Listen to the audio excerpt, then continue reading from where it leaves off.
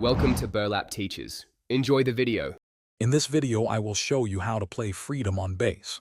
First, ensure your bass is tuned to drop D, meaning your lowest string is a D, followed by A, D, and G. This tuning is crucial for the song's heavy sound.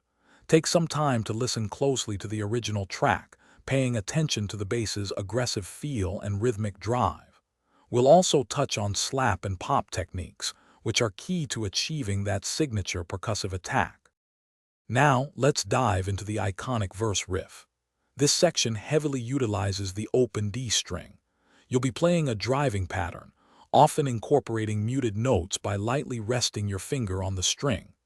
This creates a percussive click sound, adding to the groove.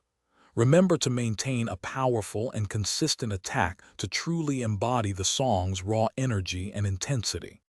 Moving into the chorus, you'll notice a shift in dynamics.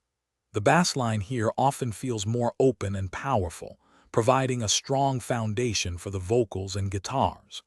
Practice transitioning smoothly from the tight verse riff to the broader chorus.